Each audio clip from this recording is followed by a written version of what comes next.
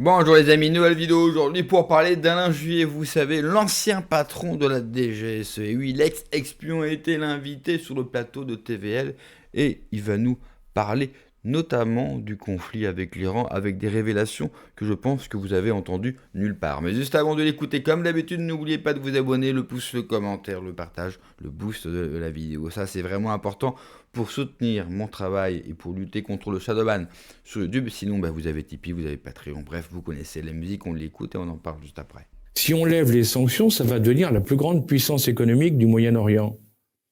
Ça change tout.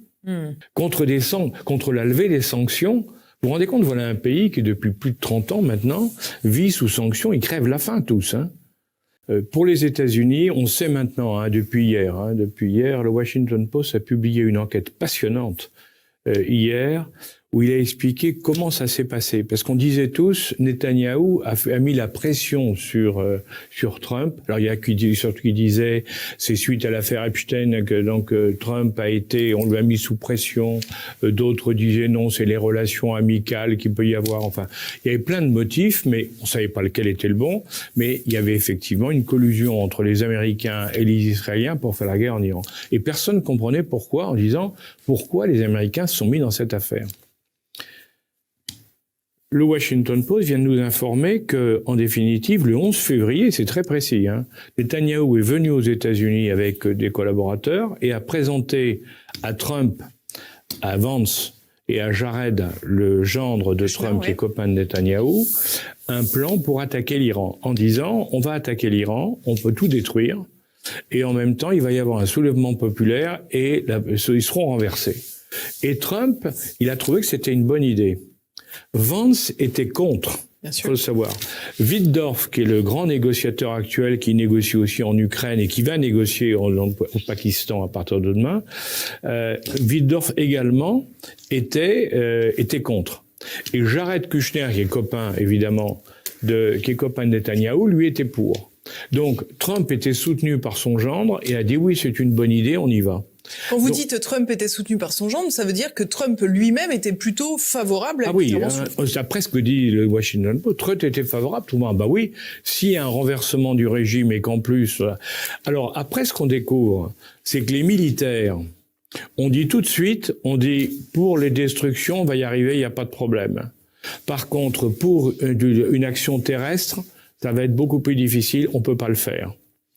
Et derrière, ils ont dit attention au détroit d'Ormuz. C'est les militaires ont dit attention à Ormuz. Là, il y a un risque réel. Bon.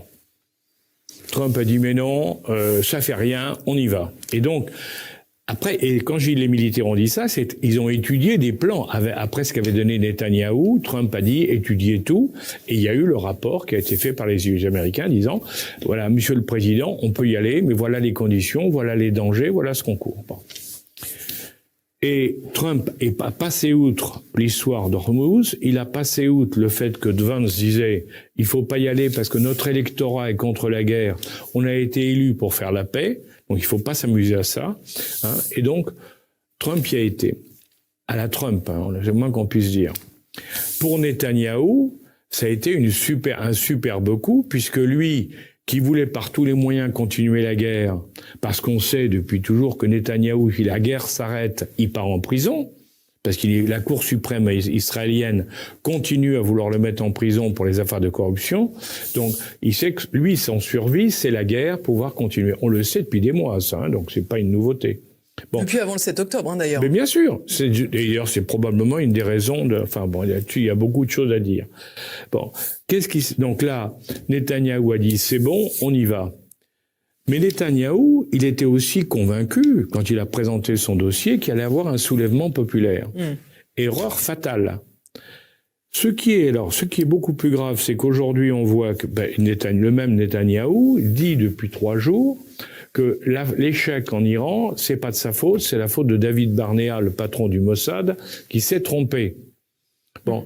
Or, en Israël, il y a des choses qui sortent quand même aussi aujourd'hui et qui disent mais c'est pas vrai. Barnea n'a jamais dit qu'il y aurait un soulèvement populaire. Donc, si vous voulez, on voit que c'est une affaire, un espèce de marché de dupes général où tout le monde s'est trompé, ou a trompé l'autre, si vous voulez. Hein. Et le problème, c'est que cette guerre, si on regarde froidement ce qui s'est passé, cette guerre, on est dans une impasse totale, parce que ils se sont trompés sur presque tout. Hein. Et c'est un peu une guerre du faible au fort où Donald Trump avait beaucoup à perdre. Là, il y a eu indiscutablement, ça c'est sur le plan militaire, c'est une chose sur laquelle il faut qu'on médite sérieusement, c'est que on a considéré les Iraniens comme des moins que rien, en disant mais on peut les écraser parce que ils sont pas forts. On a oublié que dans la guerre du faible au fort, l'intelligence peut remplacer des armes. Et on le voit très bien. En plus de l'intelligence, il y a des armes. Mais alors en plus, vous avez tout à fait raison. Et on le voit bien parce que si vous regardez cette guerre, c'est très intéressant de voir que les Iraniens n'ont jamais tiré les premiers. C'est clair, ils ont été agressés, c'est clair, par les Américains mais derrière, quand vous voyez les frappes, par exemple, sur les bases américaines, ils ont tiré sur les bases américaines dans les pays autour. Ça, personne s'y attendait. Et les pays Ils avaient prévenu d'ailleurs de ces ripostes. Ils avaient dit en cas d'attaque, nous riposterons sur les bases américaines des pays du Golfe. Mais on voulait pas y croire. Parce que ça s'était jamais fait. Et en définitive, c'est très intelligent parce que les pétro-royaumes, pétro-monarchies, elles se sont rendues compte que d'avoir une base américaine, le Qatar en particulier, plus grosse base américaine au Moyen-Orient, c'était au Qatar, ils se sont rendus compte que d'avoir une base américaine, ça les protégeait pas puisqu'on tirait sur la base américaine. Ça en faisait même des cibles. Ben oui. Et c'était un renouveau, si vous voulez, dans cette affaire-là. C'est un renouveau parce que c'est un renouveau stratégique. On n'avait pas pensé ils pouvaient réagir comme ça. La deuxième, bien sûr, ça a été Hormuz. Mais dans l'affaire d'Hormuz, ce qui est très intéressant, c'est de voir que il faut le dire pour les auditeurs, hein, jamais les Iraniens n'ont dit qu'ils bloqueraient Hormuz. Les Iraniens, non, il faut le savoir. Les Iraniens ont dit, nous tirerons sur les bateaux qui sont nos agresseurs, c'est-à-dire les bateaux liés aux Américains ou aux Israéliens. Les autres peuvent passer. Mais qu'est-ce qui s'est passé?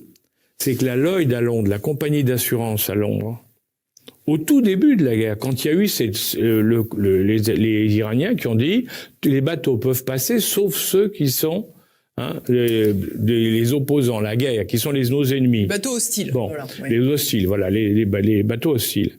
Bon, la Lloyd, qu'est-ce qu'elle a dit? Elle a dit ça devient trop dangereux parce que comme on ne peut pas identifier à coup sûr les bateaux comme étant d'un côté ou de l'autre, il y a toutes les chances que des bateaux non concernés prennent un missile, prennent une vedette lance-torpille ou quelque chose. Bon. Donc, qu'est-ce qu'ils ont fait? Ils ont augmenté les primes de manière considérable.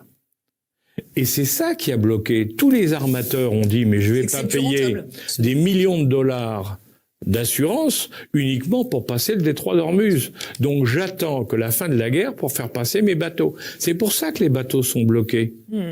C'est pas parce que... C'est d'ailleurs pour ça que, malgré les déclarations, pour le moment, le trafic ne reprend pas comme ça. Exactement, parce que pour le moment, justement, même quand les Iraniens disent « mais vous pouvez passer, je vais pas tirer », les autres disent « attends, il y a quand même un risque, s'il y a un imbécile qui tire... » Donc on se retrouve... Donc c'est ça que... Si vous voulez, et là, on voit que les Iraniens, ils ont su jouer sur tous les aspects. Et quand, par exemple, on a eu quand les Israéliens ont tiré sur une raffinerie, jusqu'à ce moment-là, Trump avait dit, vous savez que le pétrole c'est sacré pour les Américains, parce que c'est la raison de beaucoup de choses. Hein. C'est la raison du Venezuela, c'est la raison aussi de l'Iran, hein, pour les Américains. Bon, on veut contrôler les ressources pétrolières dans le monde. Donc qu'est-ce qu'on fait? Eh bien, on n'y touche pas. Vous ne touchez pas dans les bombardements aux raffineries de pétrole et de gaz, parce que ça, c'est le business. Hein. Bon, qu'ont fait les Israéliens qui n'écoutent pas ce que disent les Américains de manière assez régulière? Ils ont bombardé 2 raffineries à côté de Téhéran. Alors, vous avez vu, on a vu des images spectaculaires dans Téhéran en feu et ainsi de suite. Bon. Qu'est-ce qu'ont fait les Iraniens? Ils ont dit, on était d'accord pour dire qu'on ne touche pas les raffineries. Immédiatement, ils ont touché 2 raffineries au Bahreïn et je crois au Koweït. Hein, et au Koweït. Bon. À chaque fois que les Israéliens ont tiré quelque chose qui n'était pas prévu, Les autres ont répondu. La riposte n'a pas de... Quand les Israéliens ont bombardé Natanz et les sites, qu'est-ce qu'ont fait les Iraniens? Ils ont bombardé Dimona, la centrale atomique israélienne, où il y a les bombes atomiques israéliennes. Donc, si vous voulez, on voit qu'à chaque fois, c'est du donnant-donnant. C'est une symétrie dans les frappes. C'est une symétrie. C'est là où on voit que la guerre du faible au fort. En tout cas, ces propos viennent confirmer que s'il y a bien un pays qui fout toujours la merde dans la région, c'est Israël qui ne répond même pas aux consignes des Américains. Et on comprend que les Américains ont été beaucoup plus prudents que les Israéliens dans ce conflit avec l'Iran. Ça pose aussi une autre interrogation fondamentale que pose Alexis Cossette par exemple. Les Iraniens, on le sait, ont des missiles hypersoniques. Des missiles hypersoniques aujourd'hui, vous n'êtes pas en capacité de les intercepter. Ils ont des missiles balistiques supersoniques, donc capables d'aller et de faire surtout de grandes distances, donc d'atteindre par exemple la flotte américaine. Et à ce jour, ils ne les ont pas utilisés. Ils sont attaqués, bombardés. Ils pourraient faire couler plusieurs navires de la flotte américaine pour faire comprendre, rentrez chez vous. Pourtant, cela n'a pas non plus été utilisé. La même chose pour Israël. Israël a été bombardé, mais n'a pas non plus été bombardé avec une férocité, une capacité balistique qu'ont les Iraniens. Et puis, on apprend que les Iraniens ne font que répondre. Ils ne sont pas dans une agressivité guerrière, messianique, comme le sont les autres. Ils sont plutôt dans un réflexe défensif. Je suis attaqué, je réponds, et ça s'arrête là. D'ailleurs, les frappes iraniennes se sont totalement calmées depuis que nous les bombardons plus. Donc on voit bien qu'il y a vraiment un pays qui est attaqué et qui se défend, ce qui est normal. Ceux qui se plaignent, quand j'entends les Israéliens se plaindre par exemple des frappes qu'ils reçoivent, j'ai envie de leur dire, écoutez, si vous ne voulez pas qu'un pays vous bombarde, peut-être qu'il faudrait commencer par ne pas bombarder ce pays et essayer tout simplement de s'entendre avec lui et de vivre en paix dans votre région. Ce que j'aimais aussi, c'est quand il parle du 7 octobre. On l'a complètement oublié.